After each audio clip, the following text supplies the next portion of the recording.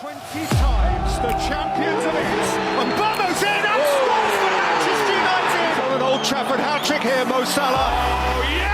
Hello, everyone. Welcome to Never United. This is Brandon. I am Brandon. And I'm Alex. He's a Liverpool fan. I'm a United fan if it's your first time tuning in.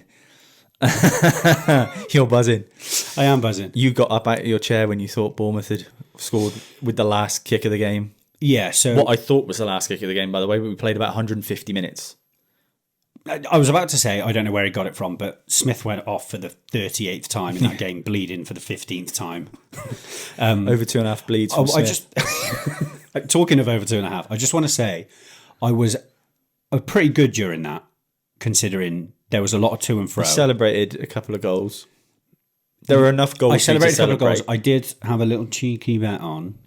And after that had come in, I did say to you, as soon as Adam Smith gets booked, you can win. You can win. You gave me permission for us to win. And then when Harry Brooks at the end, David Brooks and cut that, and Krupi both had chances. I thought, I said as soon as Krupi came on, what did I say to you?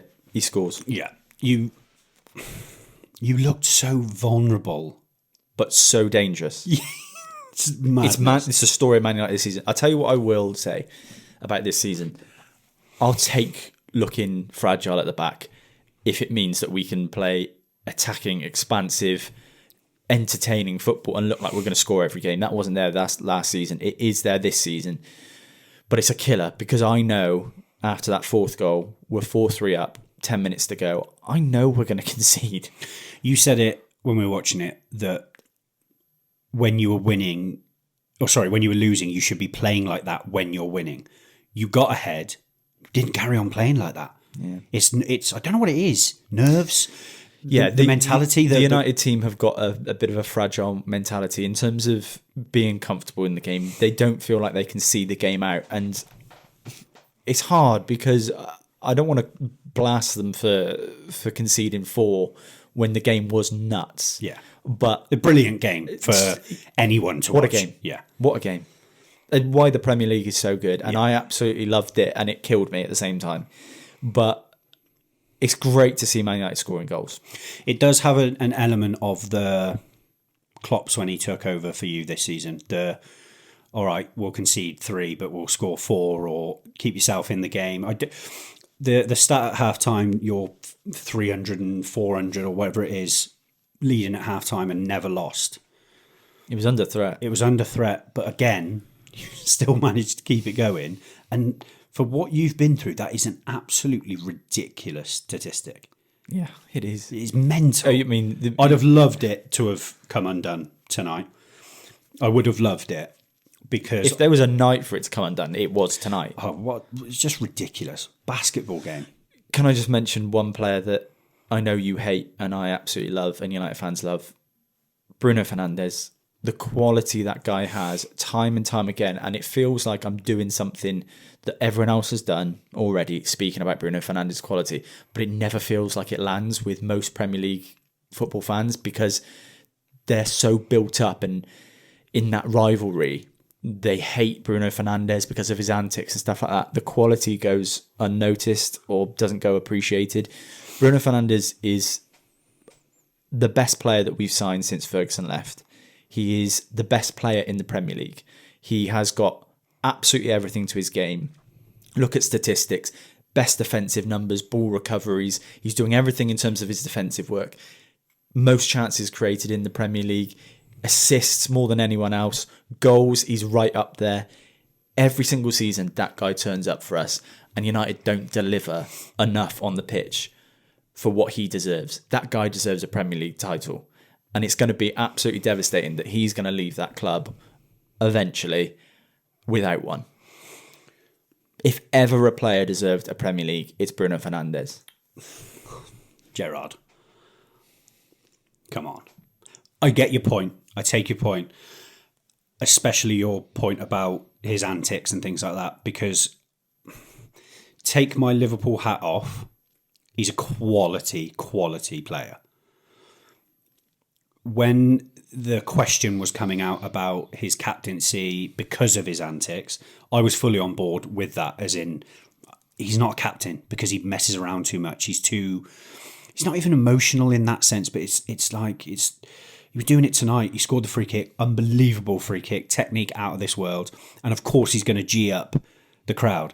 You've got to act on that afterwards. And I feel like he is sort of culpable in that case in so many games where he talks a good talk and he doesn't then carry it on. However, it's not on Bruno Fernandes not to Right. concede straight after. Right. I know a captain's got to do a lot in terms of getting the rest of your team mentally prepared, but there were little decisions that were being made all over the pitch. It was just like a couple of times where I'm just like, it's like Casemiro brought down, I think it was Clive at running through, was it? And there was an opportunity to do it at the halfway line. You're going to get booked. He then runs on another 10, 15 yards and you've got to bring him down outside the box. That gives an opportunity for them to shoot anyway, and they score the free kick. I know not every free kick scored, but it's like, get that decision made up there and deal with it at the back after. 100%. We had it when we lost 5-2 to Real Madrid in the Champions League. I think Modric ran through. Modric on the halfway line. Everyone screaming, take him out, clear him out. Don't take those fouls. City are amazing at doing it. City are masters at it. And half of the time they don't even get booked. I don't know why. But take the player out and be nasty, but in the right way. Be subtle. Bruno was clever on it. Going back to him, he was clever on a couple of times with those sort of game management, dark arts type things. Yeah. He's got that in him. I think if he wasn't the Man United captain, he'd have more plaudits. I think there's a huge focus on being Manchester United's captain. You think the captain means that you think maybe he's not fulfilling part of his duties? Right. And if you don't win in the same way that... His character is of a Man United captain in terms of the way he welcomes players, the way he is with the media, the fans, everything screams captain. I think on the pitch, maybe you do want someone who's a little bit of a deeper lying player, someone who's a bit more sensible. And I think with Bruno, the difference is Bruno's never going to be that player who's going to pass sideways and dictate tempo. Bruno's someone who wants action. He wants it immediately. Ball's at his feet. He's looking who he can play it in. He will lose the ball. A captain, some of them aren't his fault. A captain maybe doesn't do that. A captain maybe does do the sideways passes. I understand that. Shore it up type thing. But I'm not going to sit here and criticise Bruno Fernandes in any aspect because I just think he's such a brilliant player, such a brilliant man as well, and I think he's conducted himself brilliantly whilst he's been at the club. It's so hard because I get quite a lot of shit from mates, watchers of the podcast, random people that have seen a clip and say, again, they really want me to go back at you. And of course I want to. I hate Bruno Fernandes. When you like football and you watch football and you want to talk about football, you have to have a little bit of, neutral... You've got to have balance. Balance is the word I'm looking for. But when people, I've heard people say to you, oh, why don't you go in? Why don't you say this and that? What can you say to me saying that Bruno is as good as I think he is? This is it. And I was going to go down the route of his character because it is frustrating. Brilliant to have on your side. I think we've touched on this before. Your Suarez's, your Robertsons, people like that. When they're on your side, you think they're brilliant. Pickford when he does it. When they're not, unfortunately, when you're watching a game and you're wanting to watch a brilliant footballer play brilliant football, if he does those little things, the hold in the face and the going down, rolling around and getting straight back up, he's Mate, watch La Liga. Of course. Every player on the pitch does it. Yeah. I'm not saying it's a good thing, but he's not the only one. No, but when you are Manchester United's captain and they are one of the most watched teams in the world, you're going to notice it. And unfortunately for him, it's like I was going to do double entendre again. Never do that again. No, sorry. It's almost like a victim of his own character that's exactly what you want as a United player, but it's what causes him to not get the plaudits he probably deserves because people will mask the performances with those little moments and you go, oh, get up, do better. You've got to be stronger. You've got to be, there's more fight in you. How many times tonight did we say, you've got to die to get 3 points? It's not the goals and the assists and the brilliant creativity from him. It's that. And I think it's also his players. Dalot today, down for that Semenyo goal, clutching his face, or whoever scored it. I can't remember which goal it was. I think it was a Semenyo. Evan Nilsson. Evan Nilsson one, yeah. He's down, holding his face, hoping that the referee... You can't do that. No, But someone like Bruno allows that. Bruno can't come over to him and drag him. No, but Bruno also does that. He does those sorts of things where he goes down and clutches himself. I've seen multiple players clutch their face in the hope of getting a free kick or players getting play stopped, and it works. Yeah, but when it doesn't, you look like an idiot. Yeah, but it's like, how many times have I seen it work? And this is one that I'm like, why haven't they stopped? Nice? Why can't I have anything nice? Why can't they stop play? Quick word, because we will go into Liverpool as well, since it's a Liverpool and Man United podcast. There were a couple of performances that stood out for me, for good and for bad. I thought Cunha was really good, looked really sharp, looks really good on the ball, doesn't lose the ball often. And in terms of his defensive duties, he was actually pretty good. I thought Mason Mount was brilliant again. Absolutely love seeing Mason Mount, Bruno Fernandes and Matheus Cunha play together. I think they're fantastic. Ahmad is always a threat. He is always looking to go forward and get on the ball. Does it work all the time? No. But does it work for every winger in the world every time? No, it doesn't. So I'd like to say that from Ahmad's point of view, he's taken this decision to play him in a deeper role or as a wing back, give him more defensive responsibilities. He's taken that so well. He's not complained once. He's actually, I think, become a better player as a result of it, a more well-rounded player. And then when it's an opportunity to go and get in the box and try and grab a goal, he is there. And Burma's going through it at the moment. He is. It's great to see. He is. And it's not, I said to you last week, the goals are covering the performances at the moment. And I don't think it's something that is a big worry. It's just a bad patch of form. If I'm going to take a player to have a bad patch of form and still score goals, I'll take that all day long, because that's just not something I'm used to as a United fan recently. But there's a lot of times where I'm thinking 60 minutes, take him off, because a lot of the play does go through him, and a lot of times it's breaking down because he's not making the right decision, and it's really frustrating. We haven't got Vince with us here tonight, but Vince, if you're watching, mate, I just want to say you were right. I'd rather have Semenyo than Burma. It still doesn't change my mind. I'm joking. What I will say, should have got sent off. Yeah, just before we get on to that, and I want to get onto it. Okay, just do it. No, go on. I was going to say, there's a thing with Mbermo, AFCON, World Cups, these sorts of things. I feel like players are off it because they're so terrified of getting injured before they go away to these tournaments. I really do. Some of the absolute shithouse performances that Liverpool have had this season, I do think to myself, like, have they already got something like the World Cup in their mind? Because we have all these international breaks during the season. They get reminded that they've got competition here and that player's playing really well, and I don't know, I want to make sure I'm there. I know it's obviously very early in the season, but I've always thought that there comes a time around World Cup and Euros and AFCONs where players you don't expect to be dropping standards all of a sudden drop them, backing out tackles, not putting the full 100% in, not sprinting as fast as they usually can. Don't want to pull a hammy, don't want to pull a groin, don't want to get leathered, you know? I think there is something with it. And yeah, I do think there's a bit of balance to it, because I think players will up their levels and standards because there is a World Cup year ahead and they want to get picked for that national team. But there's no way he's not getting picked. So like the Van Dijks and players like that, there's no way they don't get picked regardless if they're dropping stinkers. So they can, you know? And I do think... There might be an element of 1% drop off here and there, and that is big in the Premier League. Huge, small margins for huge difference. And, you know, just something to think about, guys. Semenyo should have got sent off. Ooh. The reason why I say that... In black and white, yes. Mate, I'm not looking at the individual instance. I'm looking at context. Previous. Oh, okay. I watched Casemiro get sent off for less. Yeah.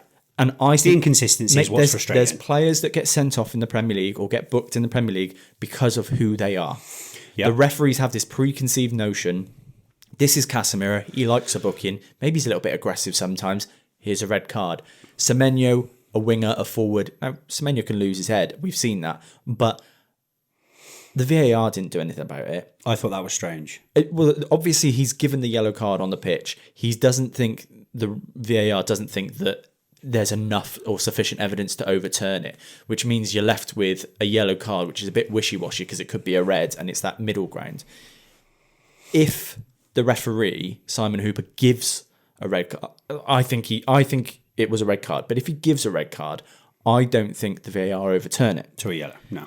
But what we've seen is Why isn't it the other way around? the small margin there is because of the profile of player, he doesn't get the red card on the pitch, which therefore means it's not going to get overturned. Because Casemiro is that player. If Casemiro does that, he gets a red card. There and then tonight, we see a red card for Casemiro if he does exact same thing. Yeah, but I think that if you're going to be that bullish, I'm not. First of all, I don't agree that a player's profile should get you a yellow or a red. I don't believe that. However, we know the standard refereeing. He's been there long enough.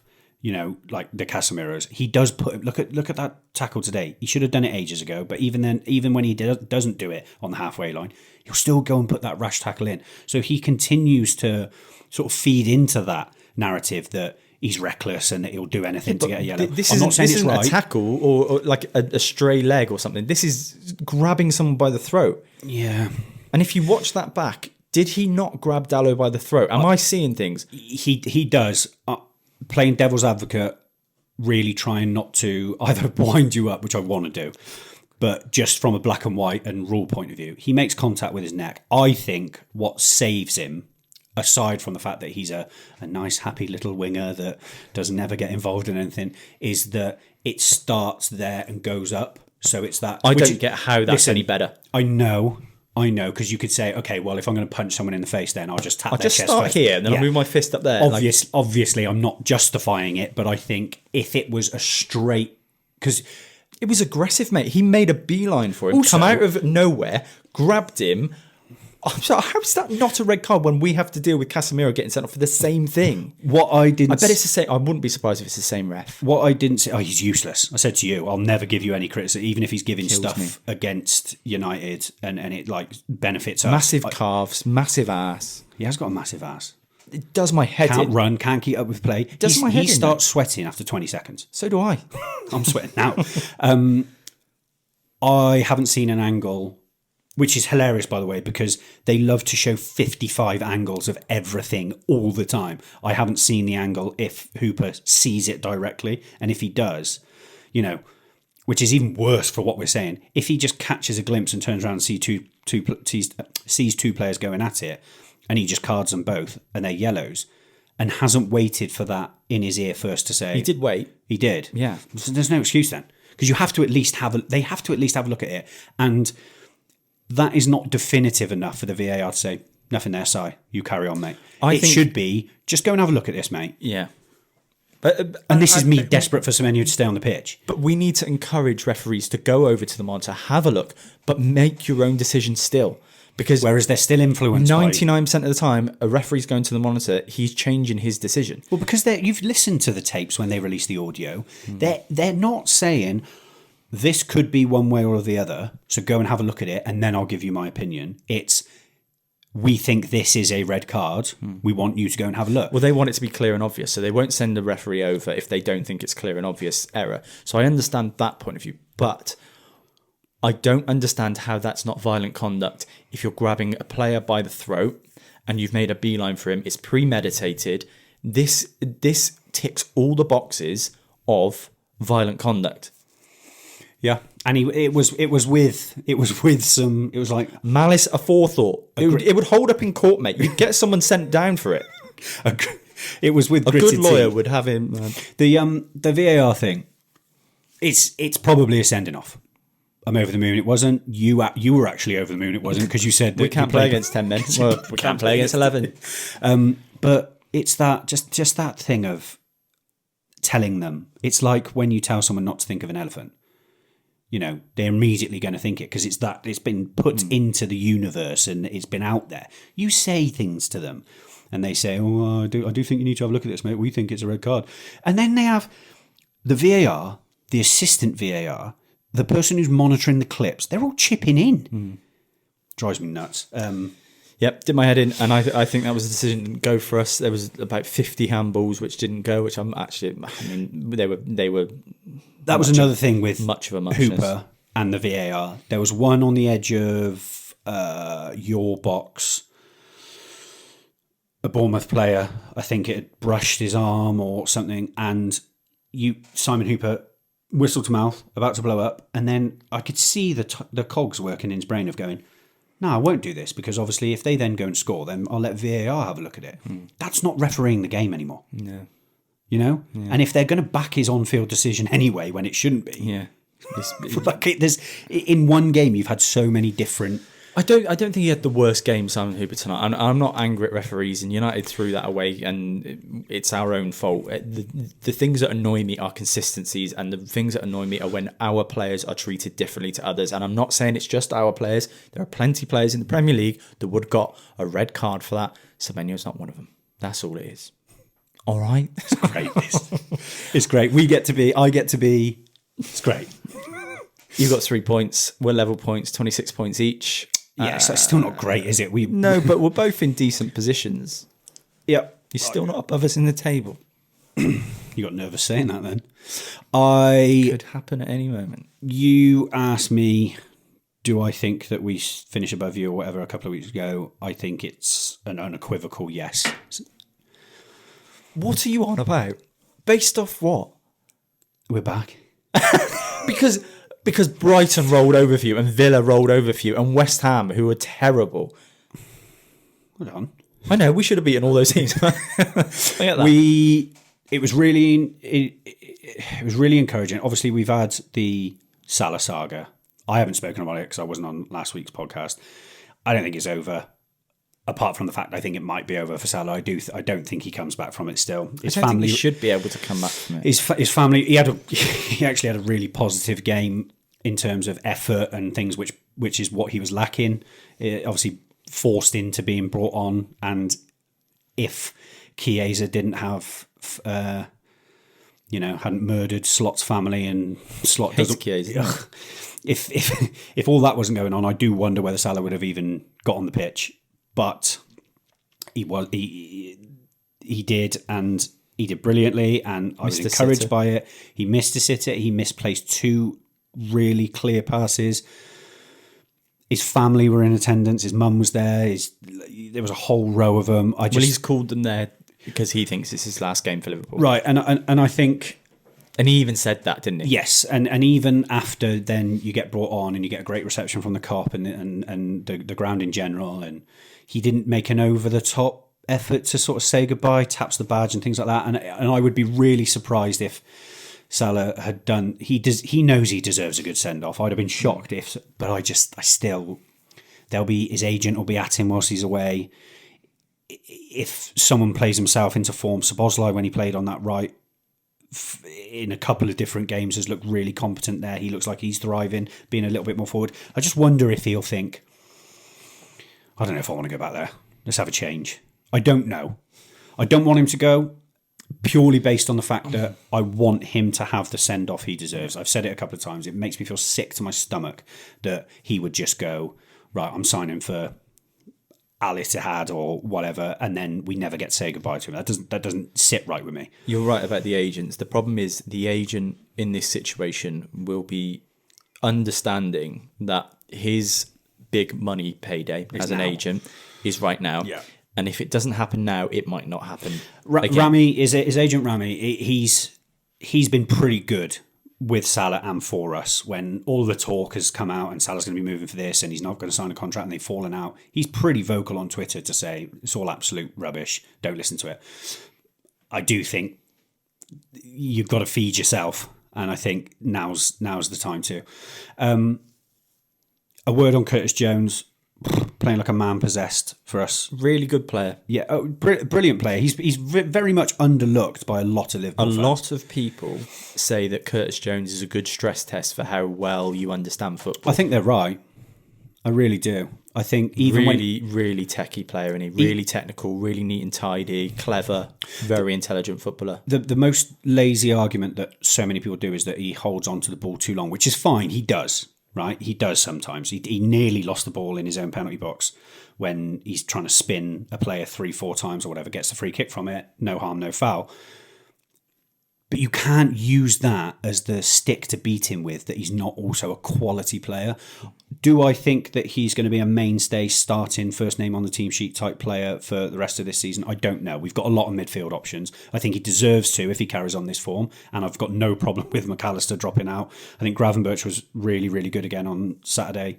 There wasn't many that weren't. We looked like a football team again. And after the Inter performance midweek, that's why I'm sort of getting ahead of myself, is it felt like something had changed. And I know it's only a couple of games, but we're unbeaten in 5 amongst Stephen Howson and those lot on that podcast going at us like, oh, it's great to see they're in a crisis, it's great, isn't it? All that sort of stuff. Look at yourselves first. Why are you angry about Stephen Howson was praising you last couple of weeks ago? What, because I took the piss out of Arsenal fans? Yeah, he was posting our video all over the stories, you going at Arsenal fans. He probably loves you. An enemy of my enemy is my friend. By the way, did you see, I don't know if you've seen the comments on some of our videos the last couple of days or yesterday. God. The amount of people are asking me how I got Wayne Rooney on this podcast. It's really bad, that makes it, there's not many. I'm married, I've got a beautiful wife, which will shock you. Feel free to put a picture in of our wedding day here. I've got a beautiful wife. We've got kids. I'm happy. But those types of comments make me want to lose weight. What, Wayne Rooney? Yeah, just because it won't be Wayne Rooney in his prime. It'll be the Wayne Rooney now. It's like, oh. When has Wayne Rooney ever gone, do you know what, I'd love to look like Wayne Rooney in his prime. But, you know, like skinhead Rooney, where he's still got a bit of athleticism. Yeah. We're talking Wayne Rooney now that looks like he's been on theme hospital and been inflated. You know, I don't think that's... By the way, you are such a weirdo. If you Me? No. If you watch a clip on TikTok and you don't agree with something that someone said, to go at their appearance. Oh, people are desperate It's so odd. I'm very comfortable in my own skin. I've been fat now for 10 years. I used to be stick thin. I'm very comfortable, right? So I can take it, but think about people. Some people might not be able to take it. You know? Some comments are funny though. Oh yeah, like, you know. It's always the beefcakes. Some of them I'll read and I'll be like, no, that's bang out of order. And I get angry because I come to your defence in my head. I'm like, and it is always say that about my mate, and I do feel like that sometimes. Some of them I'll leave because they're quite funny. At the end of the day, the reason we're doing this is to get paid. There's no other way. There's no point in hiding it. I don't like these creators and podcasters and stuff that say, "Oh, I just want to create an amazing community." Of course we do. Oh, I'd love get paid to, for it. I mean, look, it's a nice added extra getting paid for it. So if someone wants to comment and boost that engagement to help us get paid by calling me out, absolutely fine. Yeah. Just, you know, have a think about it. Yeah, and come for me instead. Yeah, but you're a good-looking lad with no wife. By choice. What difference does that make? I don't know. I'm very proud of my wife. So we're I know you said it's an unequivocal yes that you'll finish above us this season. I do think both teams have so many faults, but I do think United's positives are very different to Liverpool's. United's are that we actually look cohesive going forward. We look like we're a real team and something's clicking every now and then. With Liverpool, it still doesn't feel like that. But with Liverpool, I've got the history to back up what I think about them. You've got the history to back up what you think about them. So the quality of players there just does feel like, can they ease it out to 4th or 5th maybe? Will United get there? I think it's going to take a real run for us. Yeah, where I see the difference is and maybe it's just sort of the facts of what happened last season, which is natural. I don't want anyone saying, "Oh, it's a different season," blah blah blah. It's natural. It's less than 12 months. We're 4 months into a season. You know, like the fact that you finished that low last season will automatically make you feel, "Oh, we're in 6th. This is flipping great progress," which it is, and that's fine. But I think I don't see it like that. Fair enough. I'm one of those United fans, and I know I'm probably alone in it. I'm just one of those United fans. I do not see positives in coming from 15th to 6th place. And you shouldn't. I'm sorry. If we aren't finishing in that top 6, 8 places, it's a nuclear war disaster that we finished where we finished last season, and we're just coasting. I was like, oh, all right then. We had some positive signs. We liked the manager. We brought in some new players. It's not good enough, mate. Unfortunately, the majority of your fan base, maybe it's the online ones that I see, but it's definitely these sort of content creators, podcasters, match goers, some of them, they seem to be over the moon that Liverpool are in a crisis and United are doing so well with level points. Your fans cannot afford to have that attitude. No. I agree. Yeah, and that's not me coming at you. Yeah, I agree. I want it, but you can't have that attitude. The reason that people want to say that Liverpool are in crisis is because the standard was up here and it's dropped, and we're still on level points where your standard was down here, and it's only risen to where we've dropped to. Your standard should be trying to get above us. Yeah. Like way above us. Yeah. Not just we've thrown games away this season. Not being happy that we lost a couple of games. And there's a lot of games that you've played, that Liverpool have played this season, where you didn't look like you were going to get the points. I don't think there's really been a game that United have been in where we didn't look like getting the points, apart from City. Every other game, I feel like we've been in it and we've thrown something away. I mean, the Brentford game, we were a disaster, but we missed the penalty to go 2-2. We should have got. That's a game that we should have got the points. Should have, but you didn't look like it. Okay, I mean, if you look at what happened, they go down to 10 men, we're at home. That's a game where points are available. It's like when Liverpool played Forest at home, you got beaten well. It's not like that. And City battered you. They battered us as well, by the way. But like with those sort of games, I do feel like United have shown like they are closer to winning those games. And in that case, they're closer to finishing higher than Liverpool.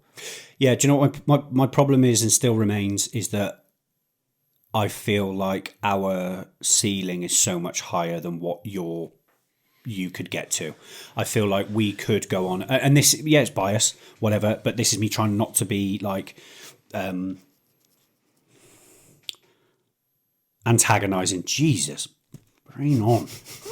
Not to be antagonising towards me. You couldn't shut up while United were conceding.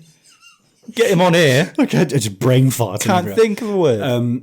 It's not to do that. It's that I've forgotten what I was going to say. But basically, I feel like we could go on a run in the Champions League, or we could get third and fourth, and we should be getting third or fourth. I still think, which I don't agree that you should be in this phase, I still think that you're almost still in that transition. You're definitely not cemented. You still haven't got a true identity, nor have we, but I feel like we had one. You've never had one. You haven't had one in 10 years. A manager with a true playing style that... Solskjaer.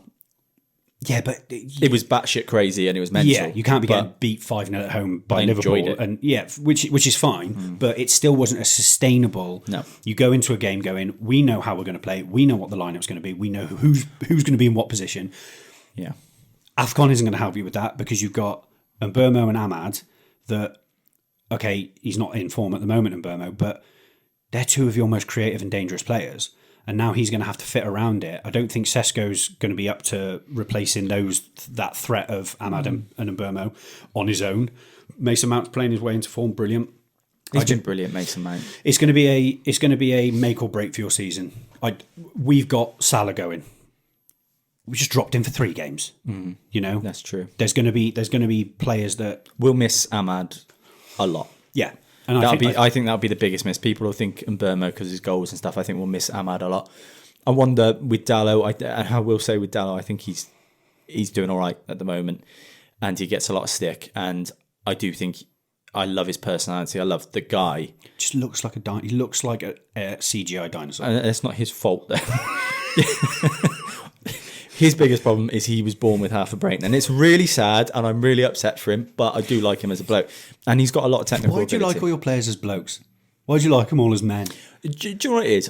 There's been a lot of players that have come in at United that I've not liked, as in I've not on the pitch, not bought into them. I can see them. I see the way they interact, the way they are around the club, and they're there for the sake of being there. They're there because it's Man United and they're paying them £300 a week. You've recruited dickheads. Yeah. I like the people. I like the players as people. I like their personalities. It's one of the. I take the mick because you've said it a couple of times. Yeah. Oh, I like Bruno as a man. I like Dalot as a man. You just like Portuguese men.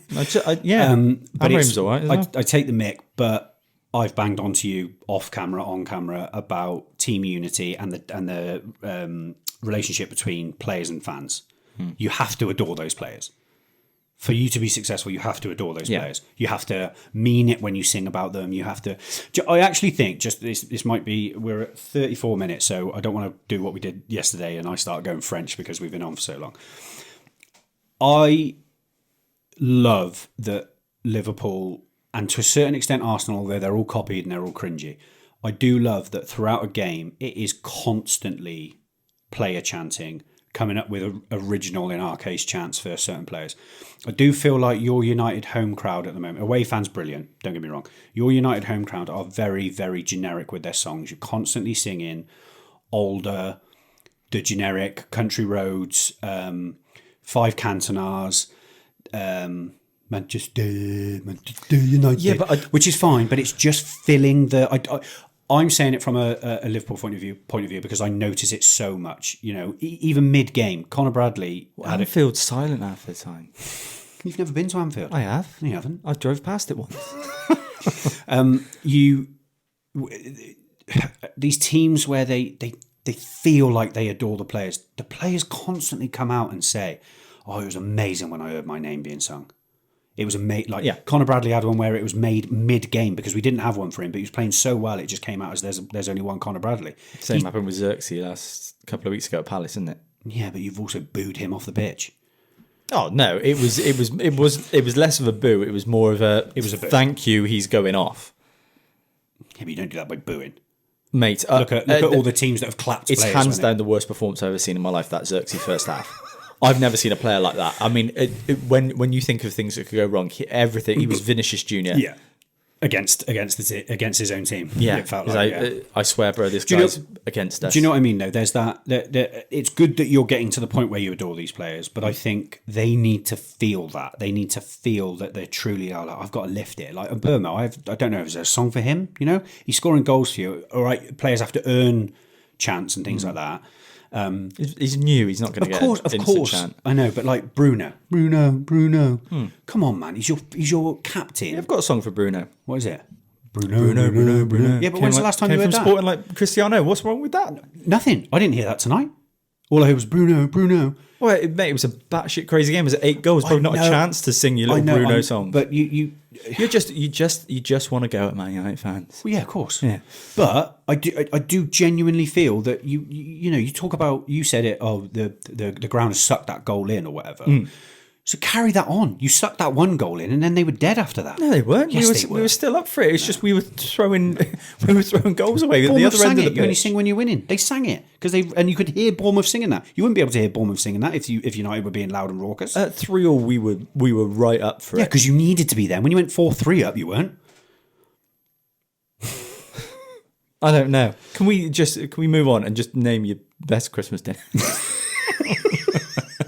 Brown wants to go to his favourite Christmas dinner. No, I don't. All right, name your items on the plate. I am a... Can I just tell you, before you start your Christmas dinner and before you get into it, if you're putting Swedes in there... Oh, but my granddad likes Swedes. Get Swedes out. I wouldn't have it on Christmas I'm going to say something controversial. Listen, if it's there. I'm going to say something controversial. I feel like you want to speak about Christmas. I want to speak about Christmas dinners. Pigs in blankets. Don't you fucking dare. Suck. Oh, you're just... Get them off my plate. We have just lost... Why are they there? We've just lost 50 subscribers I because of that. don't care. If you like pigs in blankets, you All suck. right. I'll take your pigs in blankets. I'll tell you what's overrated. Gravy. Shut up.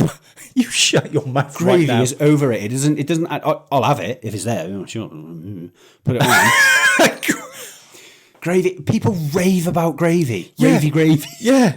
Gravy ravers. Because gravy... all right, I'll take you one step further. Gravy's the best thing. No. Roasters are the best thing. A well done duck fat roaster is the best thing. Meats... Yorkshire pudding's right up there as well. I'm gluten-free, and I... That doesn't mean everyone else has to suffer. Not by choice. I'm not. Well, obviously. People are. Really? Yeah, weird. I'm sorry, mate, I don't do gluten. Really? Yeah, I'm watching my weight. All right. I don't want to see sprouts. You put sprouts on my plate, it's on. Yeah, he's Me and right. you're going to go. He's right. That's a personality. You know, like when people like get really over the top about Guinness or whatever. Sprouts are one of those. They have their steak blue. Oh, sound mate, you're hard. Can I have it still mooing? Yeah. Oh my God. You like Sprouts? Turkey, I'm not over fussed with because Turkey's there as a tradition. It's there. It it's is always what it is. dry. Nan might do a little bit with it. Cabbage. I'm asking you, is it on a Christmas dinner? No. Red cabbage. Do you know what my mum... I've seen it make an appearance, but I don't want it Do there. you know what my mum does for our Christmas dinners? We quite often go around to my mum still. She buys ready-made, tin-foiled, as in one of those packets, Mediterranean vegetables. Just lumps of onion and peppers and like... That is a rogue shout. How mad is that? Is it nice? No. What's She's doing it it for there? 10 years. My mum used to make me jacket potato all the time, and I never had the heart to tell her that I didn't like jacket potato. You I don't love 'em like now. jacket potato? I love them now. She's been making me. I had some at home. 3 tonight. Not my mum. Did you? I swear. I had 3 jacket potatoes tonight. My mum. We're going off topic. Oh yeah, sorry. Okay. Gravy Can I just shit. tell you the starting lineup, and these are non-negotiables. Roast potatoes, Yeah. gravy, Take it or leave it. Yorkshire puddings, Yeah. turkey. If you're bringing chicken out at a Christmas Not chicken. dinner, Beef's all right. Beef, I can take beef. beef annoys me as well because it's Christmas. Yeah, and beef is an You can everyday have- roast yeah, dinner. You can have beef whenever you want. Next turkey? Sunday, Turkeys don't just come fancy out at having Christmas. beef. We'll have beef on a Sunday. I'm not having beef on Christmas Day. Snow falling. The turkeys are going to be. Why are we accepting that? Why are we accepting that you have to pre-order dead birds because of one day? The pre-order. I think a lot of things. I don't want to get too deep on it, but I think a lot of things are pretty messed up with Christmas dinner. It's not a normal. It's a poor man's We dinner. must really, kill a isn't it? billion turkeys this year, Yeah. and all these Fatten turkeys them just up. not. Yeah, I'm not over the top. I quite like a mash. mash. I'll put mash on. Cauliflower cheese has to be on there. Not really done it. What about bread pudding? Where do you land on bread pudding? Is it just bread? I don't know. I've seen bread pudding at the Christmas dinner table for the entirety of my life. I've never once understood what it is. I feel like bread pudding's fine. Why is it pudding? Christmas cake. What's Christmas cake? You know, the one where they like flambe it. You like pour. That's a Christmas thing. Yeah. Oh yeah, of course it is. Isn't that like this fruity absolute abomination? No, get it out. Absolute- Yeah, crap. Mince pies. Not a big mince pie guy. Not a big mince pie guy. I do like. Have you forgotten that the camera's on? Because I.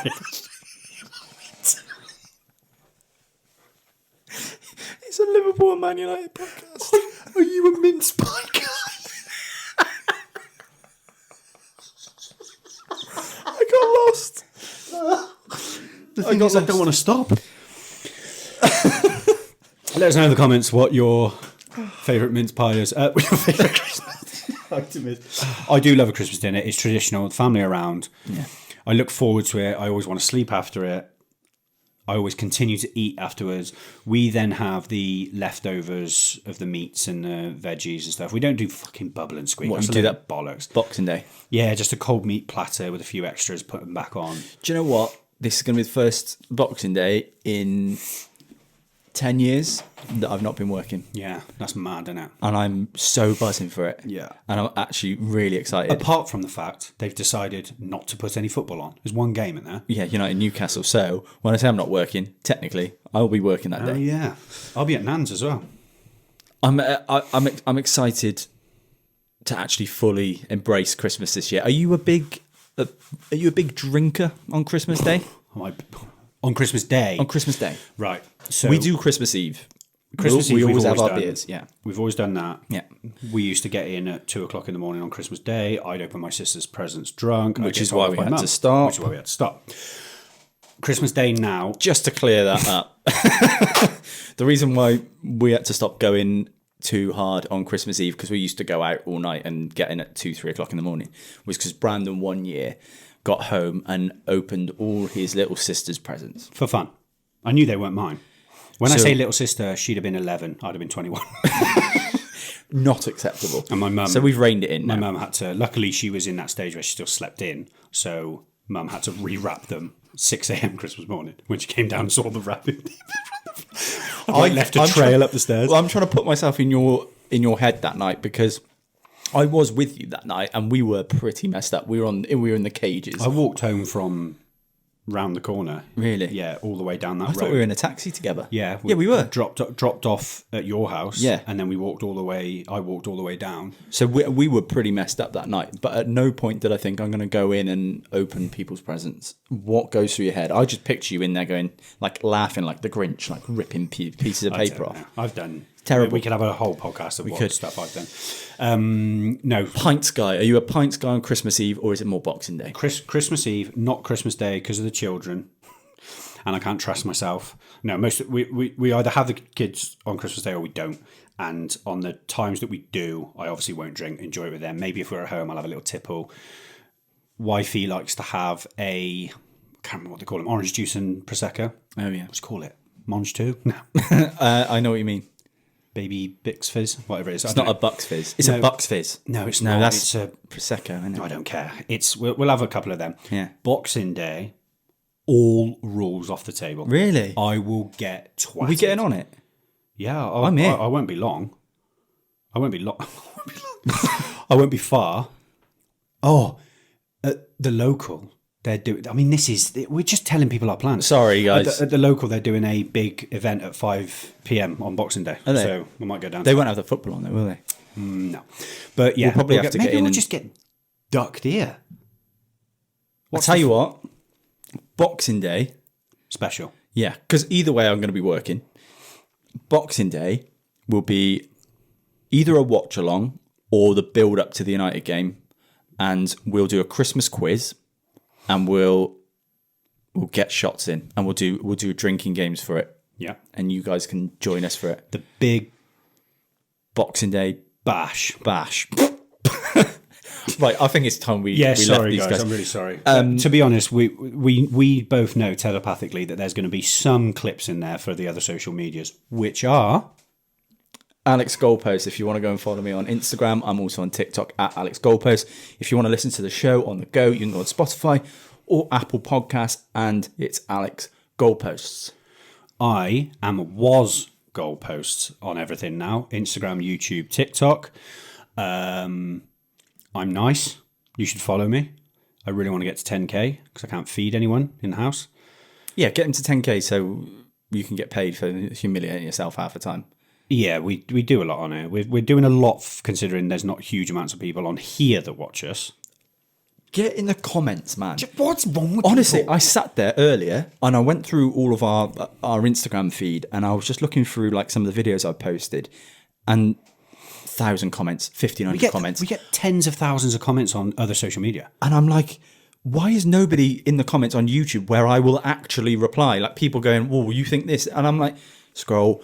I'll reply here. Get in the comments. We'll be back next Monday and next Wednesday. Then it's Christmas, and then we'll be back either Boxing Day or the day after, Monday and Wednesday. So we are going to be around. We probably won't miss a week, so that'll be good. When you do this edit, when I'm doing that, because I was thinking, can you do the dial-up internet noise where it's going... Yeah, okay, I'll chop that in. Yeah, we'll be here all the time. We're not doing anything else. Merry Christmas. Merry Christmas. We're level points. 20 times the champions of it. And Bono's in and scores for Manchester United. On an Old Trafford hat-trick here, Mo Salah. Oh, yeah!